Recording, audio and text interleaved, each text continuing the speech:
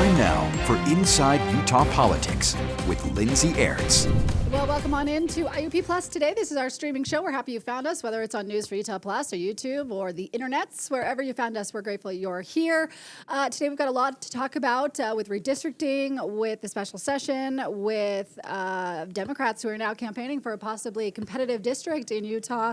And the Democrat Party is also calling Republican rhinos, we'll call them, home. I want to welcome in my panelists today. Taylor, Leah, introduce yourselves. Leah Murray, political science professor up at Weber State University, director of the Walker Institute. Taylor Morgan, Corner Canyon Pee Wee C2 assistant coach, also partner at Morgan May Public Affairs. Lindsay Aerts, Highland 5'6" girls lacrosse coach. Ooh, hey. I see your Corner Canyon, and I raised you Highland. We're about to get to playoffs. It's intense. There's a lot happening. Wait, football and lacrosse you coach. True, yeah. That's a big deal. It's pretty cool. Lot. Yeah, Producer Peter's here, too. Hi, folks. Hi, yeah, I please. don't have a nice second title to introduce here. I need to get more involved in my community, No, I guess. It's like you don't coach some team. No, not right now. But listen, your shirt says the world needs journalists, Oh, and it that sure is does. 100% accurate. Well, thank you, folks. I always love this shirt because it gets people to pat me on the back Yes. for doing my job. Is it kind of patronizing? We've a little bit of pity, or Well, you know, it's a little bit of both. Yeah. It's like, oh, you're broke, but you feel important. Like that, You have that a very sort of large combination. desk, so you're not I have a broke, wonderful clearly. desk back Yeah. here. You're I'll broke, show but the you're viewers on the important. wide cam at some point, but get excited. We love your desk, Peter. All right, let's dive right in, shall we? Let's get into what happened at the special session yesterday. The biggest, the chief topic among those, Utah's potentially new congressional maps. If you're just diving in here, a third district judge required that the legislature draw new maps because they argue, or the judge ruled rather, that the legislature overturned a citizen ballot initiative from 2018 that was supposed to help Utah not gerrymander. So, Taylor, let me start with you. The Republican-controlled legislature picked Map C. I think we're going to pull that map up here. What do you make of their decision? Yeah, I think this is a great map, my personal opinion, and not just because I'm a Republican. I see a lot of advantages to this map. We keep Salt Lake County, the east side of Salt Lake County, intact. Most notably, Salt Lake City proper is all together in this map, in Map C. And when we're talking about the standards of Prop 4, communities of interest and trying to keep cities and counties together when possible, I think Map C really does a good job of that. We do split a couple cities. We still split in Mill Creek in Salt Lake County. And then, of course, like I said, the east to west in Salt Lake County. That is not optional, by the way. That Salt Lake County has to be split just because of population when it comes to federal law and trying to balance. There's just too many people in Salt Lake County not to split it. I think Map C does a really good job of doing that while also keeping communities of interest and cities together. Map C to me is really interesting because it has Salt Lake City. It has east side Salt Lake County, as I mentioned. It also has Summit County, Park City. And you know what? For good measure, let's toss in Grand County and Moab.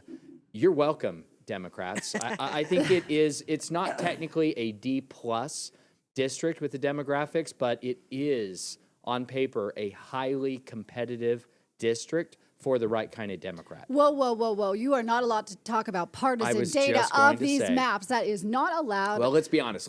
Can we just be honest about what this Please be is? honest. There, all this bluster and all this fluff about what is competitive, what is fair. Let's be honest. Who is behind the lawsuit and the litigation here? It is national Democrats. They are the ones funding the lawsuit here. What they are looking for is an outcome that would allow them to elect a Democrat to the U.S. House of Representatives. They don't care about process. Otherwise, they'd also have sued over our legislative districts. One could Leah- argue those maps are the most problematic when it comes to gerrymandering or incumbent protection. This is a Democratic power grab, always has been, still is today. Leah, those are some strong words. You got to chime in here. Yeah, so I just wanted to add, Mm-hmm. Map C, before I get to the strong words that Taylor just gave us. Those were polite. I think Strong words that they were. factual words. Factual, strong words. In my intro class, so imagine these are students who self-selected into a class probably because it was Monday, Wednesday, Friday at 9:30, more than they are interested in the topic of a good time. politics, It's a right? good time. It's a Great. good time to It's a take a great class. time. So I said, and I didn't have, so the maps that we had up earlier, right, Peter, included new maps from the plaintiffs. the legislature was considering map A, B, C, D, and E, which were, right, not these two proposed maps that are here. Right. So I had that like list of 5 maps, asked my students, which one do you think is right? And the majority of the students landed on map C. So a Why little do you bit, think that is? well, I want to say like maybe it looks the most reasonable. So these students would have no idea the history, right? They are not really schooled in redistricting or gerrymandering. They're not getting emails from the GOP asking people to call and talk about map C, right? Which we all got last week. They are not getting emails from the League of Women Voters complaining about what happened, and where they landed was on map C. So I don't know, Lindsay and Taylor, like I read that as maybe collective wisdom in some way, right? Like people who don't have a lot of knowledge about it, looking at the maps, felt like map C looked like the most reasonable. So I think to a certain extent, I wonder about the Democratic litigation really seeming out of touch or tone deaf, because if people who are not super interested look at it and go, yeah, no, that looks like it's okay. You know what I mean? Like it feels like the next conversation is going to be, what do you want?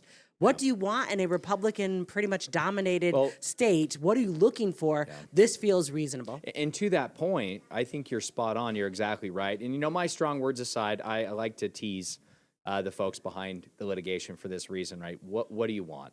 I think we have an outcome here in these maps. I think they were drawn fairly. I think the legislature went about drawing these maps under protest, as they would say, but they did a good job. And if these maps were not fair, and if map C specifically did not give the right kind of Democrat a fighting chance in Utah, then why would we have seen prominent Democrats already talking to national press about throwing their hat in the ring to run, right, for one of these districts in map C? It's because I do think it's a good map, it's reasonable, and we can't talk about competitiveness or demographics, but it does give a competitive opportunity for a Utah Democratic candidate. Okay, so I want to get back to the candidates who said they're going to jump in the ring now that we potentially have a new map. But I want to talk about the litigation really fast. No sooner was this map passed than the plaintiffs came out and filed suit again against the legislature over the 3 tests that the lawmakers, the Republican-controlled Utah legislature, passed in the special session. And so that litigation argues that the legislature has again impaired Prop 4 by creating tests that they allege will forever favor Republicans. Leah, what do you make of that? Well, a little bit again. What forever favors Republicans, Lindsay, is the fact that we live in Utah, right? So we are not talking about a state like Arizona, which actually is competitive, right? Where you could gerrymander to prevent. But what about the 30% of Democrats who do vote in Utah? I know there's only 14% of them registered, but there are 30%. Now you're just making up numbers. No. There are 28% of people in Utah who vote Democratic in any statewide election. Take the average of the last 4 statewide elections, last 3, and you will see that 30. One of the candidates on the ballot who happens to be a Democrat. They don't vote Democratic. Those are 2 different things. Okay, sorry. I misspoke a little bit. But they vote for the Democratic candidate on the ballot in statewide races. Leo, I mean... Right, even there, right? 70% are voting for Republicans. So when I say this is a state that's a dominant Republican state, even that number at 30% as being a floor, if not a ceiling, for Democratic vote share in the state is an indicator of why people shouldn't be... Again, when I asked earlier, what are they looking for? If this were a state that was like 52-48 and we had all Republicans, then I think harm is more obvious to me. A little bit the reason why it's forever favoring Republicans is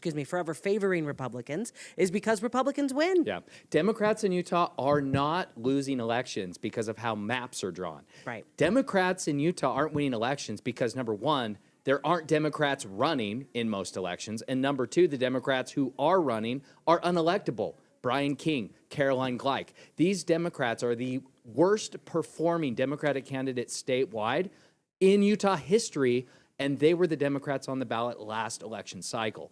Democrats, you have to win elections if you want power. You cannot sue your way into elected office. Right, and the other thing I would add here, just kind of pulling back on what Taylor said earlier, when the lawsuit went to just the congressional districts, and not to the state legislative districts like down the ballot, where I would argue if Democrats actually paid attention, they could win, right? So to a certain extent, my critique of the Democratic Party in the state is a lack of building of a pipeline, a lack of like courting good candidates down ballot and getting them name recognition and all the things a party would do if they were party building and if they were thinking of the future. What the Democratic Party does, and I'll just add it, is they pick someone who's not a Democrat to run against Mike Lee a few years ago. None of that helps their party. None of that helps their party brand. And these are the reasons why they lose, not because the congressional districts are drawn, what my students would say, reasonably. Okay, so Taylor, among the list of people who have come out and said, I'm going to potentially run for this seat, depending on which map we get, and not even which map we get,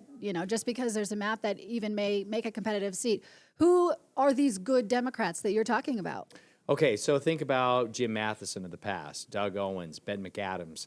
These are the kind of Democrats in Utah that resonate with Utah voters. If, to be very, very general, a Democrat to win a congressional district in Utah has to win at least 20 to 25% of the Republican vote, in addition to winning over at least 60% of the unaffiliated vote in any district. That's the standard.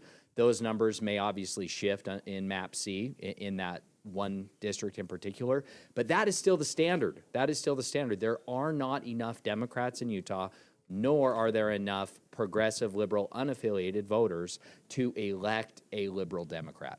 A Democrat has to be mainstream. Think a blue dog Democrat, the days of yore in Congress, right? A fiscally conservative, values-driven Democrat who is perhaps also a member of the predominant faith. That is the type of candidate that can win in Utah. But don't use your faith to campaign. That's something you'll get in big trouble for that. Yeah, you don't want to do that. Leah, who do you want to see run? I mean, right now we've got names like Kathleen Reeby. She's a Democratic state senator. We've got Ben McAdams kind of floating around there. Who do you want to see come out of the woodwork here? Oh, I mean, I think, again, like I just said, my argument for over 2 decades with the Democrats is not being kind to their candidates, right? So a little bit what I want are people to run who are good, viable candidates, and then to have the party not decide gamesmanship, right? The clever things that party leadership in this state for the Democrats tend to do, which I think actually gets in the way of electing somebody who is good.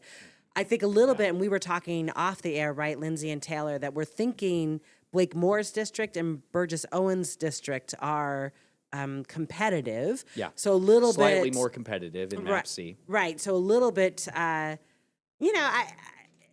me, it's more about what then becomes the right Democrat in those specific districts, right? Because that should look a little different from the other ones.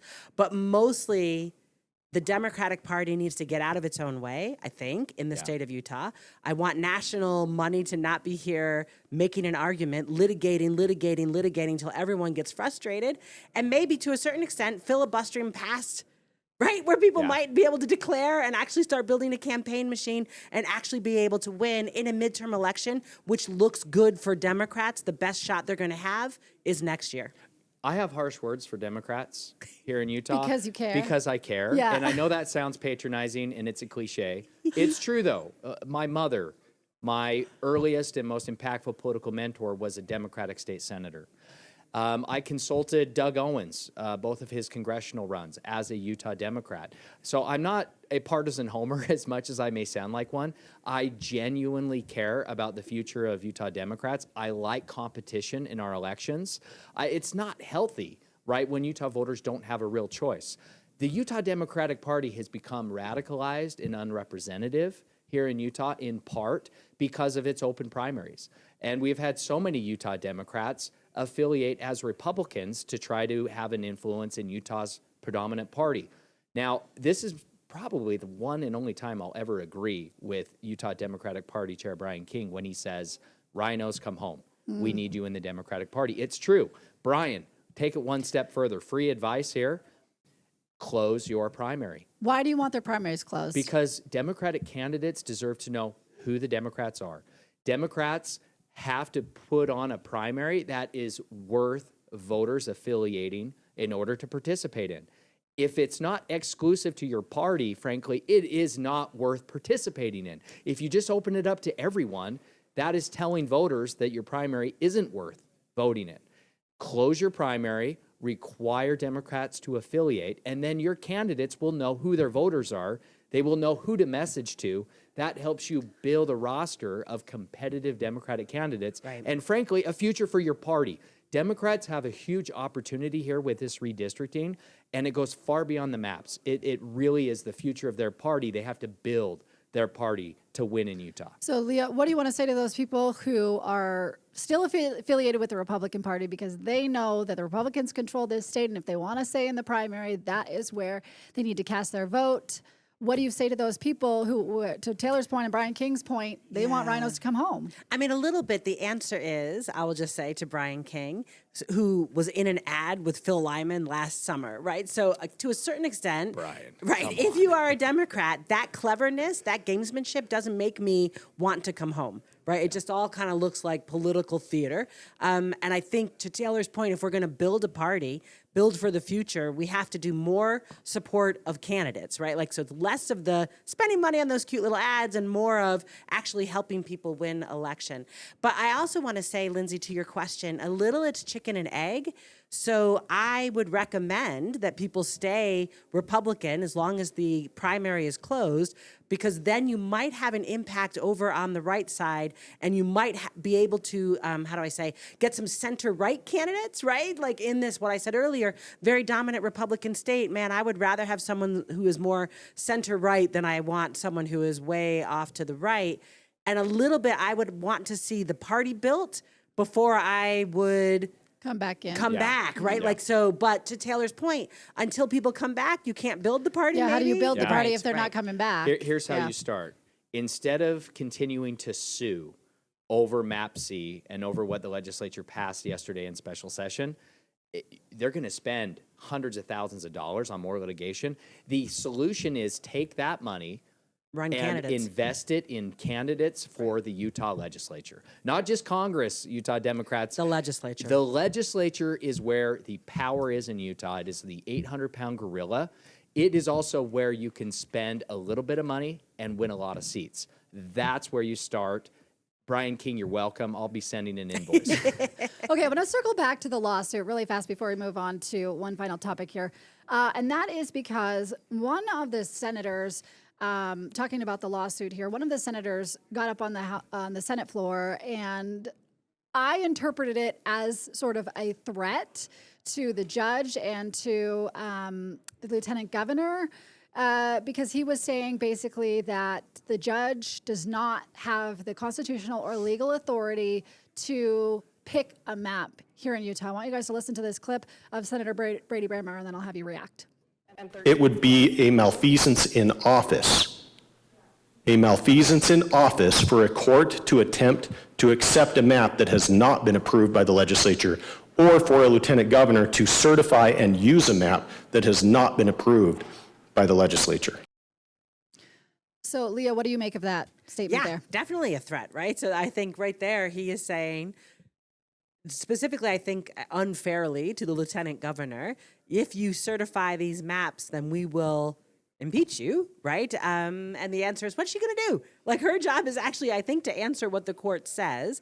So I think a little more fair, I guess, to threaten to impeach the judge. But a little bit, I think the judge kind of acknowledged, right, that they can't tell the legislature what to do. And we've been talking about this for weeks, y'all, right? Like, this has been fun, horizontal accountability that's been going on between these branches. So I'm not surprised. Yeah, I mean, like, it's been fun. Get out your popcorn, because it's been fun. But Taylor, my question sort of too is, the Republicans here are saying the judge has no legal or constitutional authority to pick a map, but she has asked the plaintiffs to, there's Brady Brammer again. Again, he's just malfeasance in office. He really believes that. And so the question here is really, can the judge pick these maps? Because the legislature seems very serious that they may take action if she does. Well, I think, let's be clear, the legislature has been under a lot of strain and pressure, and it's their job.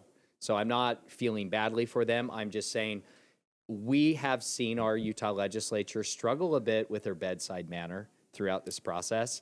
And the good senator from northern Utah County, bless his heart, he has been leading out on this, and he's been under a lot of pressure, feeling a lot of criticism.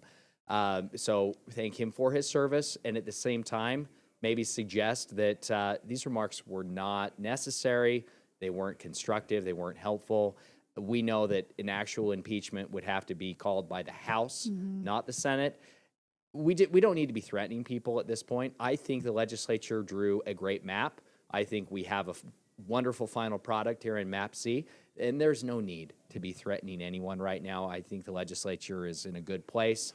Take a deep breath, calm down, and maybe watch some college football, Senator Brammer. The legislature sort of has a little bit of a PR problem right now, too, would you say? Would you agree with that? That's my point. Yeah, they have a little bit of a PR problem, and that they almost seems like they do they care about this PR problem, or are they just kind of moving forward anyways with what they think is right?